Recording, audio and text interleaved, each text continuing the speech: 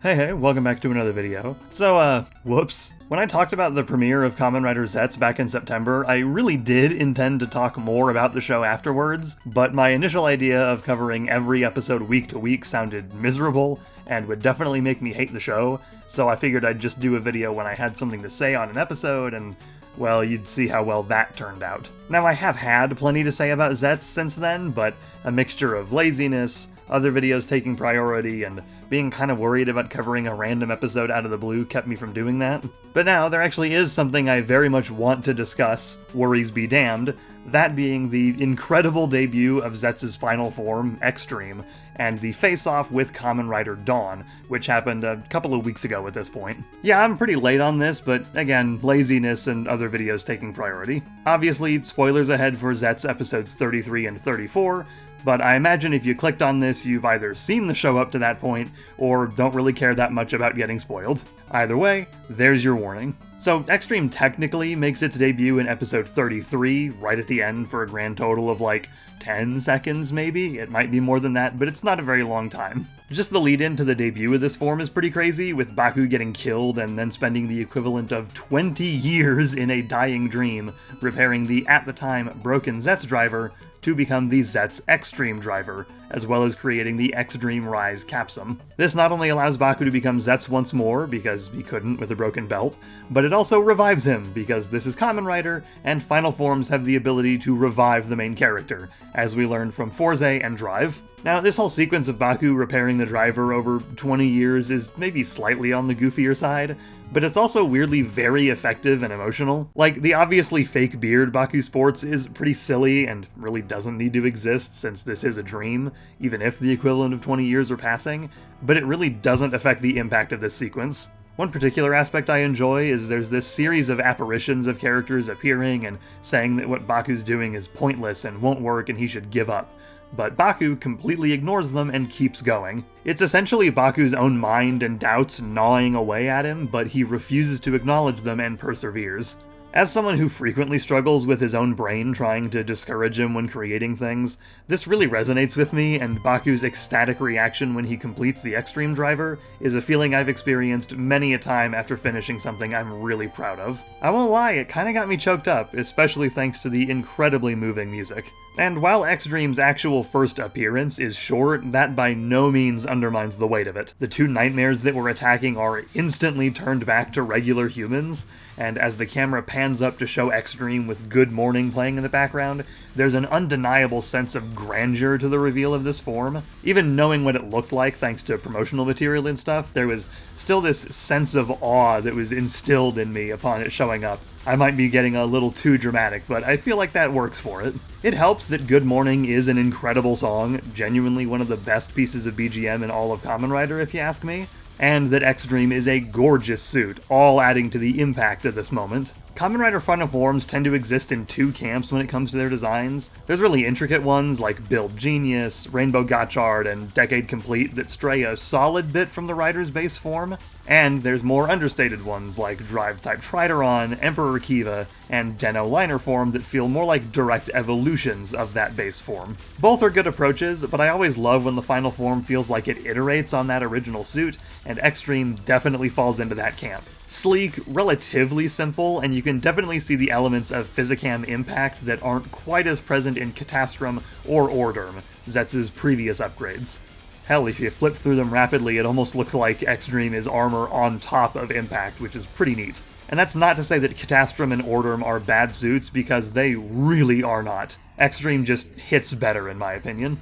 But the real highlight for Exdream is the following episode, which more directly features the form and its abilities. Right at the start, there's a sick action of Zeztz falling backwards directly into the dream world from the real world, and reverting to his untransformed state, already giving us a look at the, frankly, wild abilities Exdream has. Up to this point, Baku always needed to actually, go to sleep to enter the dream world, which, even though he has the uncanny ability to fall asleep at any moment he desires, that I envy greatly, is still a little inconvenient. But with Exdream, he can just waltz into the dream world whenever he wants.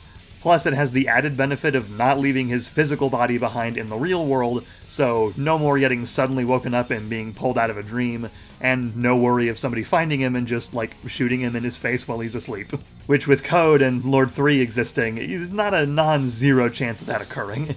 After a really awesome shootout with Sieg straight out of a James Bond movie or something, Baku shows off more of his new abilities, opening a mine's door himself using the Exdream Capsum, where previously he needed to find them. This episode also explores Sieg's backstory, which is interesting, and I think makes Sieg an even more effective bad guy than he already was, but I won't be going over that in favor of keeping my focus on Exdream itself. But the reveal of Sieg's backstory is facilitated by Exdream, as Baku is using that mine's door to essentially probe his mind and try to figure out why Sieg is the way he is, or at least what led Sieg down his particular path. And once that's over and done with, the real spectacle begins. We get the first actual look at Exdream's transformation, since it just, appeared in the previous episode, and goddamn, it's hype as hell. The increasing intensity of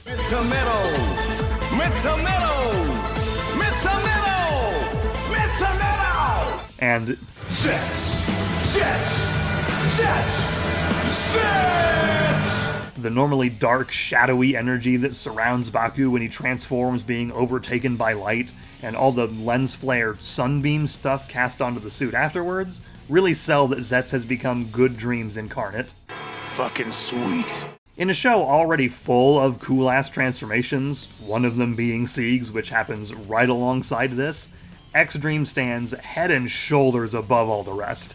And then there's the actual fight between Exdream and Kamen Rider Dawn. Up to this point, Dawn has been a major threat, even with the extreme power Baku already had thanks to Catastrum, but with Exdream, Baku clearly has the advantage right from the start. There's some heavy use of special effects here as Baku absolutely clowns on Sieg every chance he gets. Sieg launches a bunch of cages that Baku effortlessly dodges.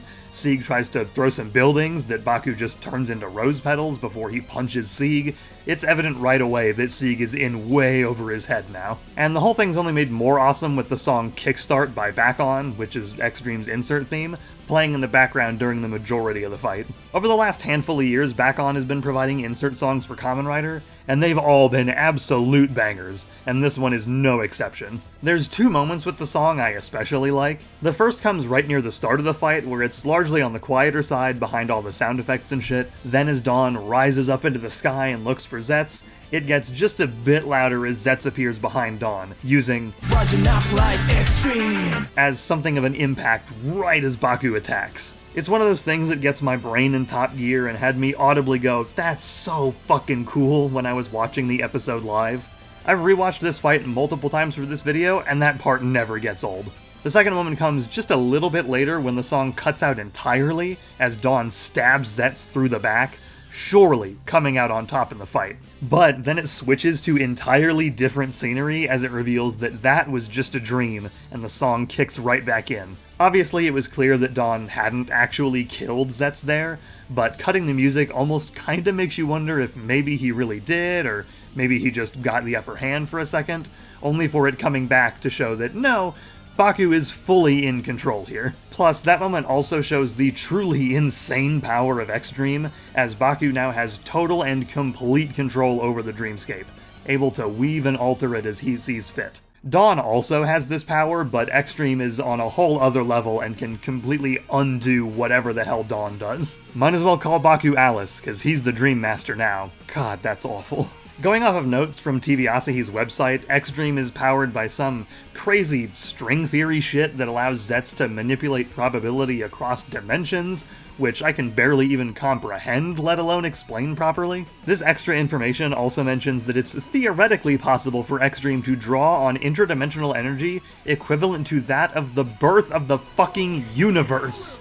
Info like this on TV Asahi's site is tenuously canon at best, but even setting all of that aside, it's clear just from what it does in this episode that Exdream has some truly absurd capabilities, and my jaw was on the floor just about every second of this fight. Yuya Takahashi, the head writer of Zeztz as well as multiple previous writer shows, seems to have a particular liking of godlike final forms. Ex-Aid Muteki was literally invincible, and Geats 9 could just alter reality like it's no big thing, and Exdream definitely fits solidly among those ones. I'm not into that power scaling bullshit or anything, but there's probably a solid argument for Exdream being the most powerful final form in Rider, so long as the fight it's in is happening in the dream world anyway. Not that that would be a problem, since Baku can just go there whenever he desires with Exdream. I really wish I could show this fight properly with clips and whatnot instead of stills, but I'm really not willing to try and risk Toei's copyright bots obliterating me. I've used clips in previous videos, but I'm way too paranoid to keep poking that bear, so you'll just have to take my word for the full scope of how awesome this is. Or watch the episode for yourself. It's very doable. It's on YouTube, officially at that. Reminder that you can watch Kamen Rider Zeztz officially on Tokusatsu's YouTube channel. I really wish I was sponsored to say that, but I'm not. And while this is all going on, Baku is dissecting and shutting down Sieg's entire MO, not even giving him the time of day with his humans should be punished ideology. Baku even casts doubt on whether that's even what Sieg really thinks, or if it's just the words of the nightmare he fused with, though Sieg casts that idea aside pretty much immediately. The entire time, though, Baku just totally disrespects Sieg, throwing him on his ass and rewriting the dream to keep the upper hand, and to his credit, right to the end, Sieg is still determined to keep fighting, despite obviously being totally outmatched. By the end, Baku gives Sieg one last chance to surrender, but it's not happening. Shame is all Baku has to say as he prepares his finisher, Sieg doing the same. Both finishers go off, but once again, utilizing the abilities of Exdream, Baku is able to completely nullify Sieg's attack, essentially rewinding time just for Sieg to before he used his finisher, hitting him with one of the hypest rider kicks ever, and defeating him seemingly for good. A neat detail I noticed while I was rewatching this fight is that right before the kick launches, you can see the rays of light it's producing going right through Dawn, like the sun peeking through the dark clouds after a storm. And I just gotta say, I really like Baku giving Sieg one final chance to stand down. Baku has been entirely against the idea of eliminating anyone up to this point, and him saying that it's a shame Sieg didn't take him up on it feels like Baku realizes that this is the only way to stop Sieg, even if it's not the way he wanted things to play out. Yeah, Baku did technically kill Nox during Catastrum's debut, but that was during a premonition, so it didn't really happen, and also felt more like a last resort kind of thing, where Nox clearly wasn't willing to change, so it sort of had to be done. Not dissimilar to what's happening here. Like, I seriously doubt Baku ever thought he could be friends with Sieg or totally turn him good or anything, but he was definitely hoping he could get him to stop what he was doing on his own terms without needing to take him out. Though, admittedly, when this episode aired, I was actually kinda disappointed at seeing Sieg's defeat here, mostly because I feel like they hadn't totally used him to his full potential as an evil rider yet, so his death felt a little premature. I mean, the last time he even transformed prior to this was in episode 29, so it had been a bit since we even got to see Dawn. Plus, I was just really enjoying Kosei Amano hamming it up whenever he was on screen. Lucky for me, Sieg appears to be not actually dead, as he's in the preview for episode 36, which hasn't aired at the time I write and record this, so it's possible that complaint will be null and void, depending on how that plays out. Even then, it's not a big complaint, more of a gripe really, and it doesn't change the fact that I absolutely loved Exdream's debut. It's easily one of my favorite Final Form debuts in Kamen Rider. Like I said, my jaw was on the floor for the entirety of that fight with Dawn, and it's probably going to end up being the biggest highlight of Zeztz if you ask me. And that's a hell of an accomplishment since Zeztz has already had a lot of great moments, though I still like Gav more. I don't want to say I'll definitely have another Zeztz video out before it wraps up, because it didn't work out the last time I planned to talk extensively about this show. But there are other elements of Zeztz I want to discuss in the future, so expect some kind of video related to the show down the line eventually, even if that does end up coming out after Kamen Rider Myth starts up later this year. That's going to be it from me. I hope you have a great day, afternoon, evening, whatever time it is for you, and I will see you guys next time. Or should I say, Zeztz time. No, I shouldn't.